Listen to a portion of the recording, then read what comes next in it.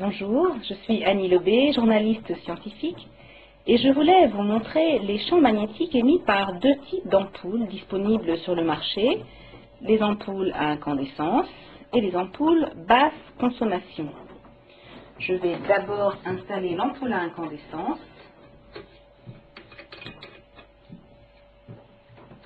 Pour réaliser la mesure, j'utilise le Gaussmètre de Monitor Industrie, qui mesure le champ magnétique de 50 Hz. Il est composé d'un cadran, que voici, et d'une boucle qui sert de capteur. Le champ magnétique à l'horizontale dans cette pièce est de 0,1 milligauss. Autour de l'ampoule éteinte, il reste le même, ce qui signifie qu'elle n'émet pas. Si maintenant je l'allume avec un interrupteur situé à mon pied,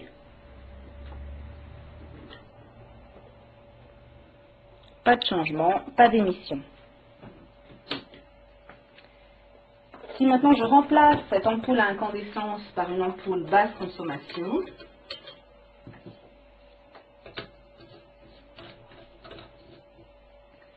que se passe-t-il?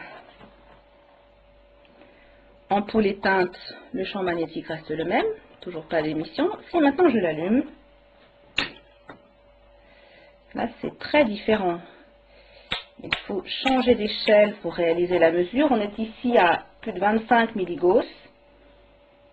Si je l'éteins, ça redescend. Toutes les ampoules basse consommation émettent des champs magnétiques. Voici les résultats de mesure que j'ai effectués au salon Bio Marjolaine en novembre 2008. Il y avait 3 stands qui proposaient ces ampoules, l'essentiel, Interlux et Bien-être matériaux. Sur le stand essentiel, 2 modèles, un qui émet 10 milligauss et l'autre avec ioniseur 75 milligauss. Sur le stand Interlux, un modèle qui émet 50 milligauss. Et sur le stand Bien-être matériaux, 2 modèles, dont l'un, soi-disant blindé anti-radiation, émet 125 milligauss et le modèle non blindé 150 milligauss.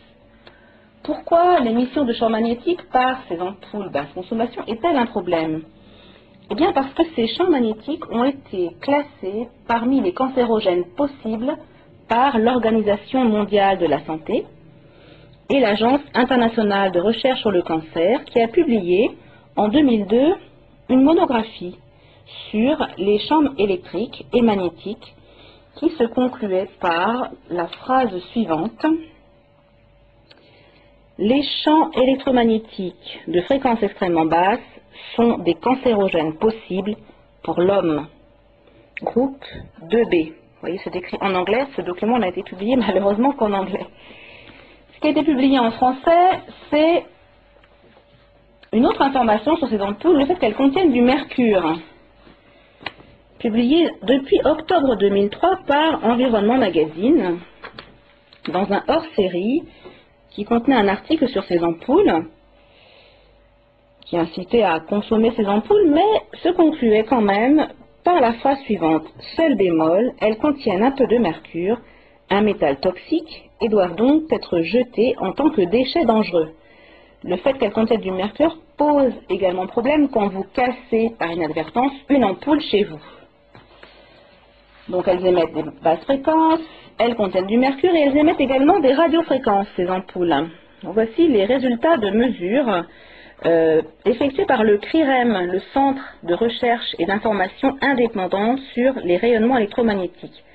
Pierre Leruse a mesuré des radiofréquences jusqu'à 200 volts par mètre, alors que la valeur limite en vigueur est de 27 volts par mètre. Ce qui signifie que ces ampoules ne sont même pas réglementaires. J'avais publié un article dans Pratique de santé le 15 juillet 2008, un article que vous pouvez d'ailleurs lire sur le site Santé Publique Édition. La source de cet article, c'était ça, les cahiers techniques, numéro 205, l'alimentation des circuits d'éclairage, rédigés par 2 ingénieurs de Schneider Electric, Jacques Chenek et Marc Vernet, qui expliquaient, dessin à l'appui, comment fonctionne le ballast électronique de ces ampoules qui sont en fait des mini-usines d'éclairage. Des mini-usines qui émettent donc des basses fréquences, des radiofréquences et contiennent du mercure. Si vous voulez trouver des solutions éclairage, vous pouvez vous reporter au livre La Fée électricité, qui contient un chapitre, le numéro 14, consacré aux éclairages. Cela vous permettra d'éviter de grands problèmes. Quel genre de problème? Eh bien, pour conclure, permettez-moi de vous livrer deux informations. J'avais effectué en 2001 un voyage de presse en Guadeloupe, qui avait donné lieu à la publication d'un article, dans lequel j'avais écrit « EDF et l'ADEME ont engagé conjointement, au début des années 90, une opération de grande envergure sur les lampes basse consommation. En 5 mois, 350 000 ont été acquises par 43 000 foyers. » C'était donc il y a 8 ans, et que constate-t-on aujourd'hui en Guadeloupe? Une information donnée par le magazine Alternative Santé de janvier 2009. Eh bien, en Guadeloupe, il y a actuellement un pic mondial de l'incidence du cancer de la prostate. Ces deux informations pourraient-elles être liées? Eh bien, permettez-moi d'en faire l'hypothèse et de vous suggérer de ne pas utiliser ces ampoules basse consommation.